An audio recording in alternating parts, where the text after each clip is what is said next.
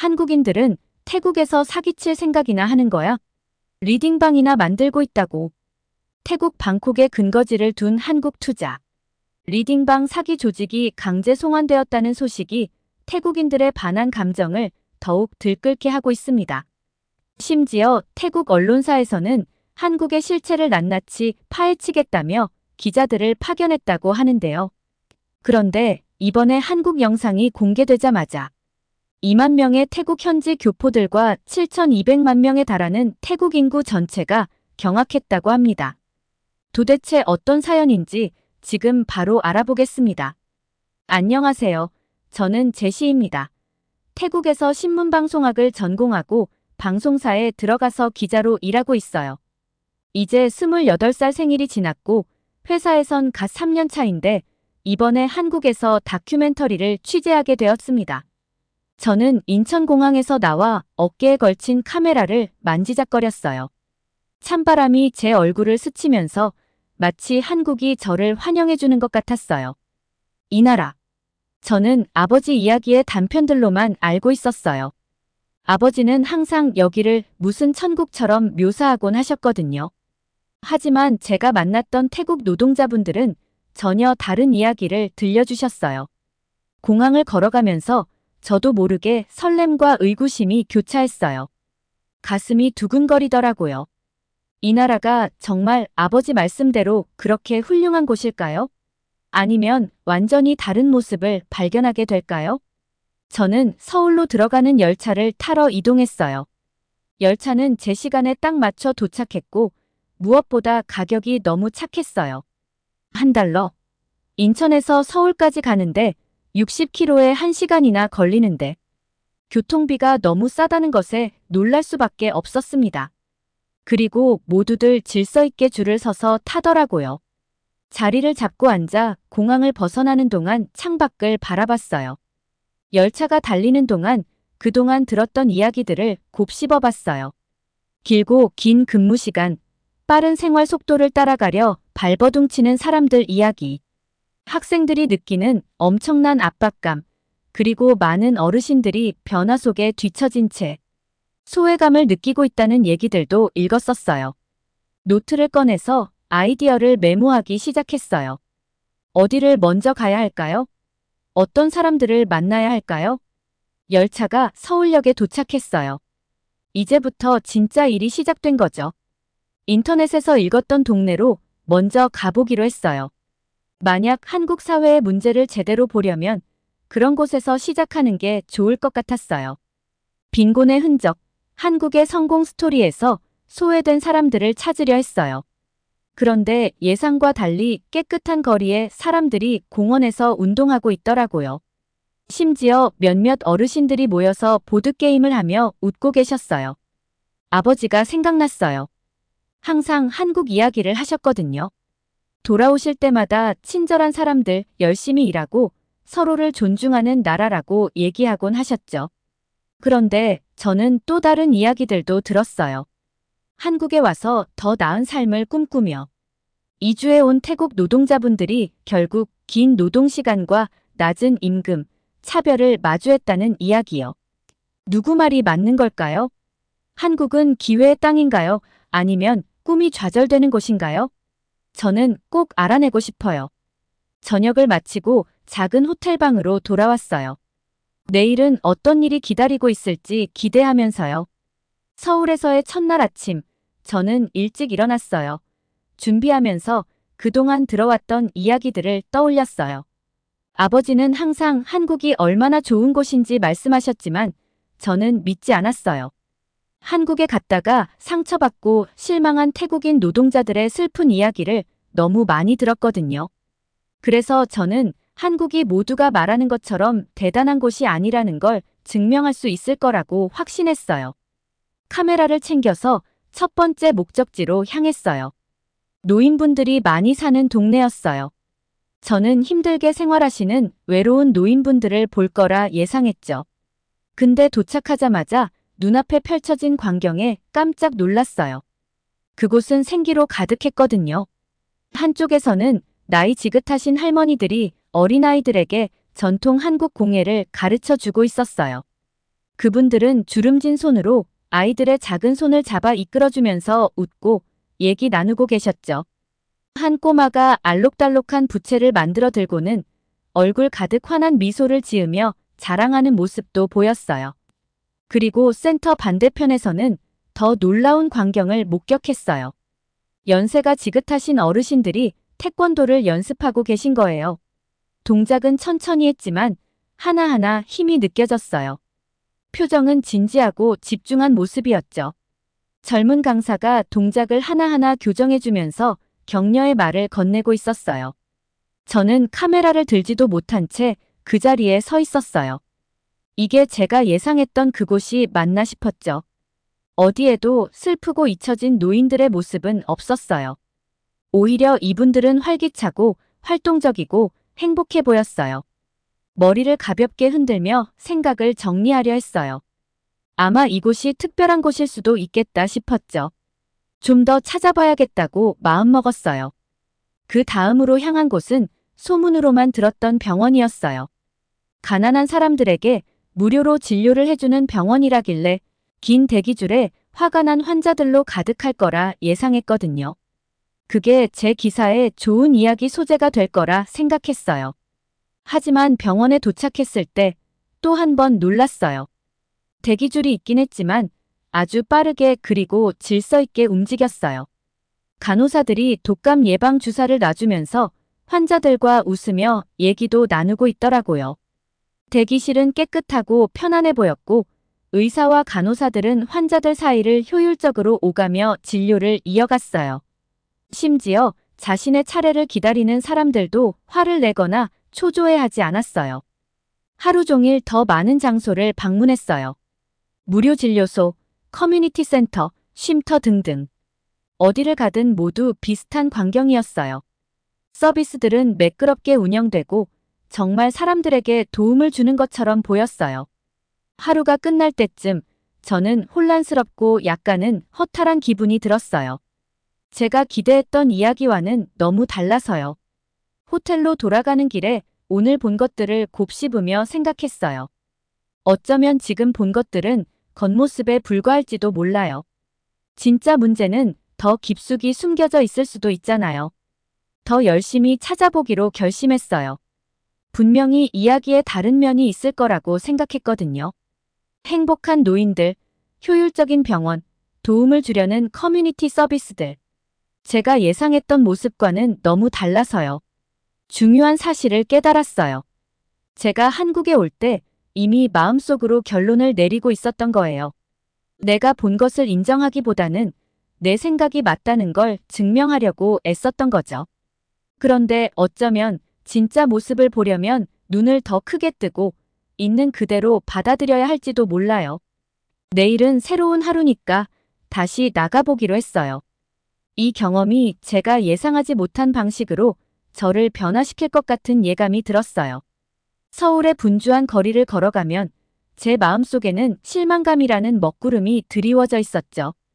한국에 오기 전 저는 고생과 어려움을 찾으러 온다고 생각했는데 지금까지 본 것이라고는 효율적이고 친절한 모습뿐이었거든요. 이건 제가 기대했던 모습이 아니었어요. 모퉁이를 돌자 눈에 띄는 알록달록한 간판 하나가 보였어요. 간판에는 이주민과 저소득층 주민들을 위한 무료 건강검진 캠프라고 적혀 있었죠. 제가 찾던 게 바로 이거일 수도 있겠다 싶었거든요. 발걸음을 재촉하며 빨리 그곳으로 가고 싶어졌어요. 다채로운 색깔의 텐트들이 초록색 잔디 위에 여기저기 펼쳐져 있었고 사람들이 줄을 서서 차례를 기다리고 있었어요. 밝은 조끼를 입은 자원봉사자들이 사람들을 이리저리 안내하고 있었는데 분위기는 차분하고 질서정연했어요. 이건 제가 예상했던 혼란스러운 모습과는 완전히 달랐죠. 저는 카메라를 들어 줄을 서 있는 사람들의 얼굴을 찍기 시작했어요. 어떤 사람들은 긴장한 표정이었고 어떤 사람들은 안도하는 듯 보였어요. 어린 여자아이가 엄마의 손을 꼭 쥐고 간호사가 주사를 준비하는 모습을 눈이 휘둥그레진 채 바라보고 있었죠. 저는 그 순간을 포착하며 이 장면이 어떤 이야기를 전달할 수 있을지 생각했어요. 주위를 둘러보다가 한쪽에 모여있는 남자 무리들이 눈에 들어왔어요. 그들은 대부분 얼굴을 가린 채 서 있었어요. 뭔가 불안한 기분이 들었어요. 그 사람들은 마치 당장이라도 폭발할 것처럼 긴장해 보였거든요. 저는 사진을 찍으며 그들을 힐끔힐끔 살펴봤어요. 그때 갑자기 상황이 변했어요. 그 남자들이 갑자기 앞으로 뛰쳐나오면서 태국어와 한국어가 뒤섞인 외침을 내질렀어요. 태국어 몇 마디는 알아들을 수 있었는데 화가 잔뜩 난 목소리였어요. 무언가를 요구하는 것 같았죠. 테이블이 넘어지고 의료 장비들이 잔디밭 여기저기 흩어졌어요. 사람들은 비명을 지르며 사방으로 뛰어 흩어졌어요. 카메라를 들고 사진을 찍기 시작했죠. 찰칵, 찰칵, 찰칵. 혼란 속에서 벌어지는 장면들을 카메라에 담았어요. 한 자원봉사자가 노인을 보호하려는 모습, 마스크를 쓴 남자가 텐트를 쓰러뜨리는 모습, 겁에 질려 울고 있는 아이의 모습까지. 멀리서 사이렌 소리가 들려왔어요. 경찰관들이 차에서 쏟아져 나오며 일사불란하게 움직였어요. 경찰들은 빠르게 움직여 마스크 쓴 남자들과 겁에 질린 사람들 사이에 벽을 세웠어요. 저는 놀란 눈으로 그들의 신속한 대응을 지켜보며 사진을 찍었어요. 몇몇 경찰관은 자원봉사자와 환자들을 도우면서 또 다른 경찰관들은 도망치려는 남자들을 쫓아가고 있었죠. 몇 분 만에 경찰은 모든 난동자들을 체포했어요. 그들이 수갑에 채워져 경찰차로 끌려가는 모습을 지켜봤어요. 방금 전까지만 해도 갑작스럽게 터졌던 혼란이 이제는 다시 정리된 듯 했어요. 저는 카메라를 내리고 보니 손이 살짝 떨리고 있었어요. 한국에 와서 찾으려고 했던 이야기를 결국 찾은 것 같았어요. 하지만 이건 제가 예상했던 이야기와는 전혀 달랐죠. 상황이 진정되면서 한 경찰관이 저를 바라보는 게 느껴졌어요. 그가 다가와서 물었어요. 기자세요? 영어로 물어보는 그의 표정은 진지하지만 날카롭지 않았어요. 저는 갑자기 긴장해서 고개를 끄덕였어요.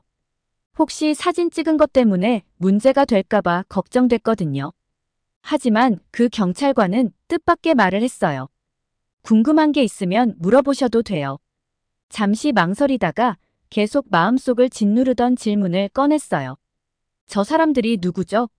왜 이런 짓을 한 거예요? 경찰관의 얼굴에 슬픈 표정이 떠올랐어요. 태국 사람들입니다. 그가 조용히 말했어요. 불법 체류자들이에요. 주목받고 싶고 지원이 필요해서 난동을 부린 거죠. 그의 말이 제게 큰 충격으로 다가왔어요. 태국 사람이라고요? 같은 나라 사람들이 이런 혼란을 일으켰다니. 충격과 실망, 혼란스러운 감정이 뒤섞였어요. 경찰관은 제가 놀란 표정을 짓고 있는 걸 보고 부드러운 목소리로 말을 이어갔어요. 복잡한 상황이에요. 이곳에 더 나은 삶을 찾아왔지만 일이 뜻대로 되지 않았어요. 돌아갈 수도 없고 그렇다고 여기서도 환영받지 못하는 처지가 된 거죠. 그가 전해주는 이야기의 무게를 느끼며 저는 그 말을 이해하려 애썼어요. 저는 한국에서 태국 사람들이 얼마나 차별받는지 폭로하려고 왔어요. 그런데 지금 제 눈앞에 벌어진 상황은 오히려 저희 나라 사람들이 문제를 일으키고 있다는 걸 보여주고 있었어요. 이제는 조금씩 정리가 되어가는 캠프를 둘러보며 제가 얼마나 많은 부분을 오해하고 있었는지 깨달았어요. 무료 건강검진 캠프, 혼란에 대한 신속한 대응, 경찰관이 저에게 친절하게 상황을 설명해 준 것까지 이 모든 것이 제가 예상했던 한국의 모습과는 달랐어요. 저는 경찰관에게 고맙다고 인사하고 공원을 떠나면서 머릿속이 복잡해졌어요. 오늘 본 것을 그리고 새롭게 알게 된 사실들을 쉽게 잊을 수는 없을 것 같았어요. 제 이야기는 이제 달라지고 있었어요.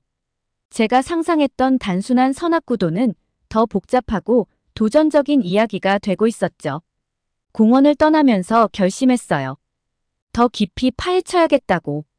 이 태국인 남자들이 왜 이렇게까지 절박한 상황에 처하게 됐는지, 그리고 한국이 이런 문제를 어떻게 해결하려고 하고 있는지를 알아내야겠다고. 이 단순했던 이야기가 이제 훨씬 복잡해졌어요.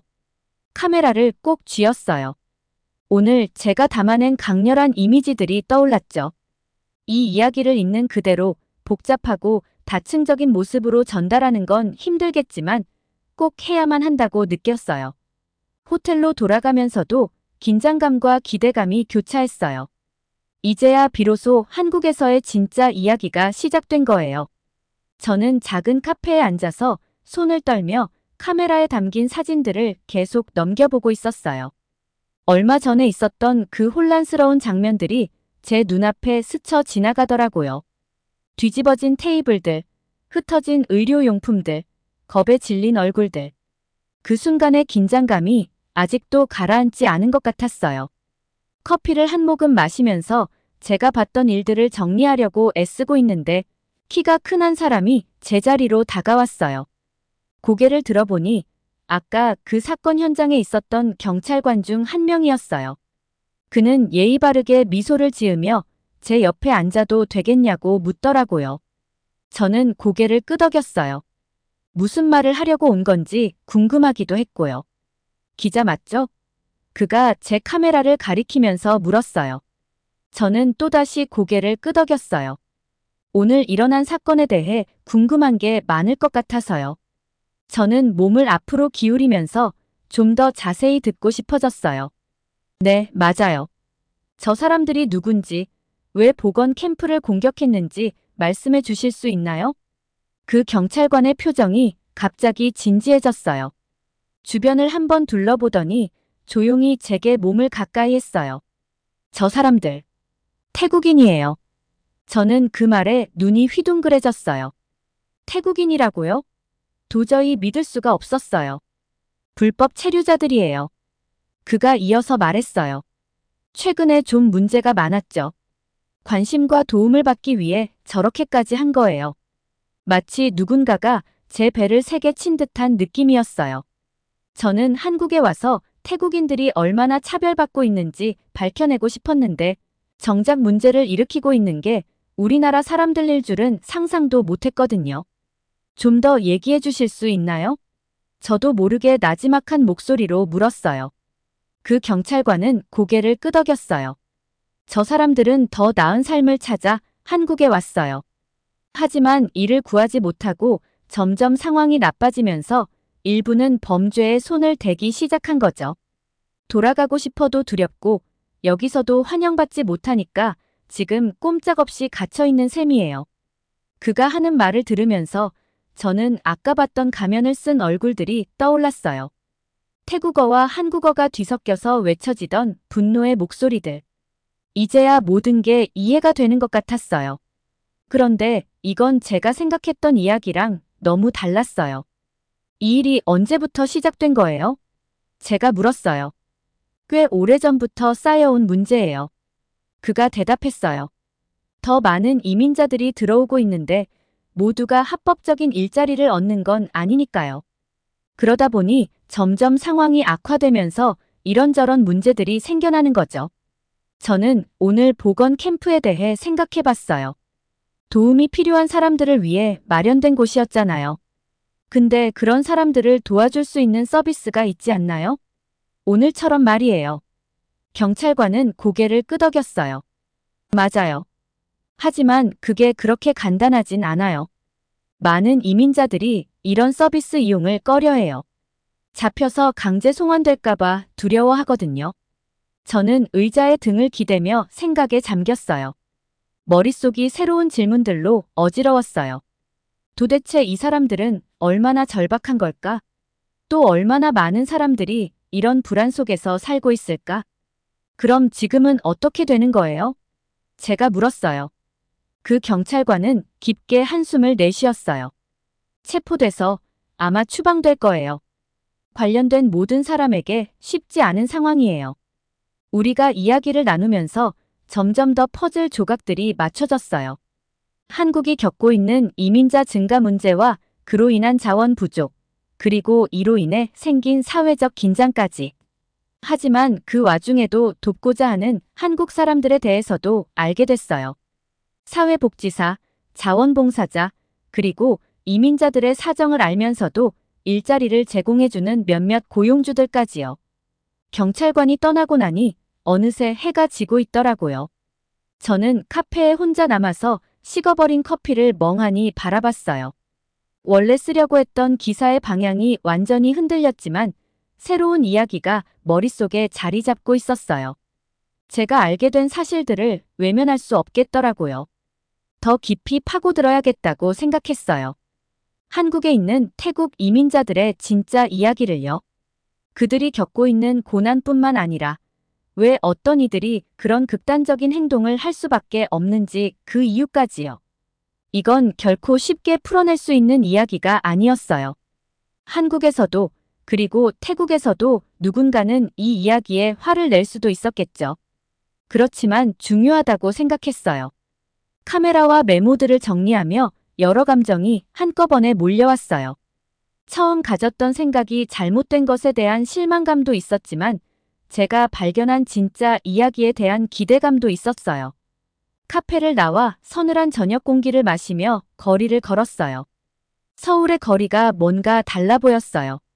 번쩍거리는 건물들과 분주한 상점들 뒤편에 제가 아직 모르는 숨겨진 이야기들이 잔뜩 숨어 있을 것만 같았어요.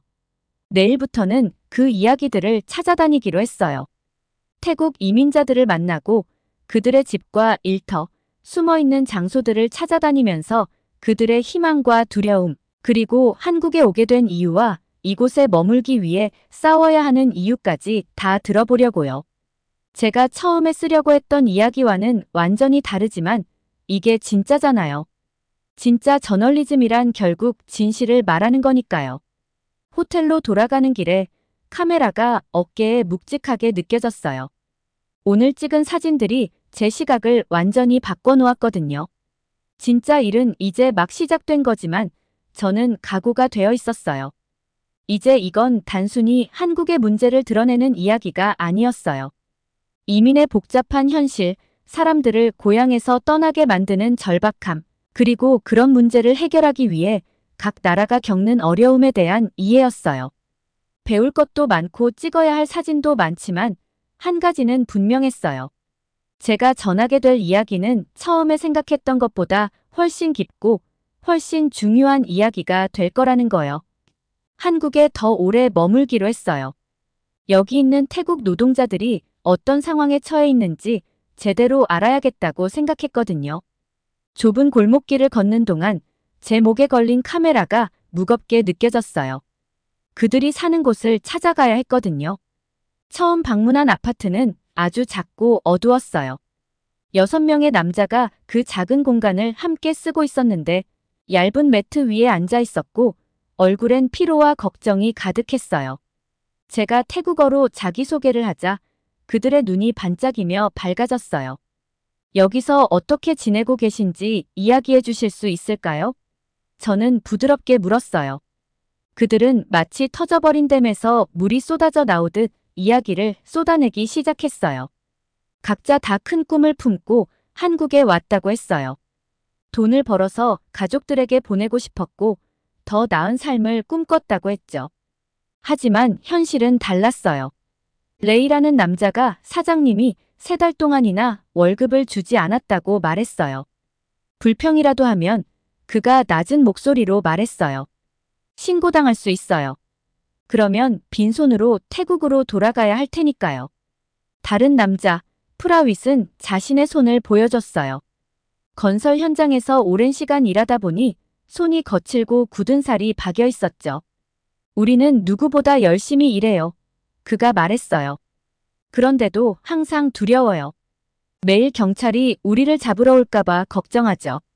저는 그들의 이야기를 들으며 노트에 적었고 점점 마음이 무거워졌어요. 이들은 외국 땅에서 고생하고 있는 내 동포들이었어요. 저는 원래 한국 사람들 때문에 생긴 문제들을 찾으러 왔었는데 이제는 다른 면을 보고 있었어요.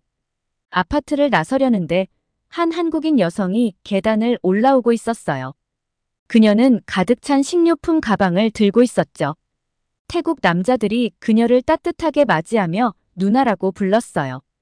한국어로 누나는 나이 많은 여자를 부를 때 쓰는 표현이거든요. 궁금해져서 자기소개를 했어요. 그녀의 이름은 민서였고 지역 자선단체에서 일한다고 했어요. 일주일에 2번 음식을 가져다 주고 있어요. 그녀가 설명했어요. 또한 무료 한국어 수업도 제공하고 법적인 문제도 도와드리려고 노력해요. 불법 체류자들을 돕는 게 힘들진 않으세요? 제가 물었어요. 민서는 한숨을 쉬었어요. 복잡해요. 이 사람들도 도움이 필요하지만 몇몇 한국인들은 이민자들이 일자리를 빼앗거나 문제를 일으킨다고 생각해요. 균형을 맞추는 게 쉽지 않죠. 그 후 몇 주 동안 저는 민서 같은 사람들을 더 많이 만났어요. 사회복지사, 자원봉사자, 심지어 일부 공무원들까지 모두 돕기 위해 애쓰고 있었지만 문제는 제가 생각했던 것보다 훨씬 컸어요. 저는 더 많은 아파트와 일터를 방문했어요. 공장에서 오랜 시간 저임금을 받으며 일하는 태국 노동자들을 봤고 신부로 왔다가 불행한 결혼 생활에 갇혀버린 여성들도 만났어요. 몇몇 사람들은 합법적인 일을 찾지 못해서 절도나 마약 판매에 손을 대는 친구들에 대해 이야기해줬어요. 하지만 희망도 있었어요. 한 지역 커뮤니티 센터에서는 한국인들이 태국 노동자들에게 한국어를 가르치고 있었어요. 또 어느 진료소에서는 의사들이 이민자들을 무료로 치료해주고 있었고 질문도 하지 않았어요.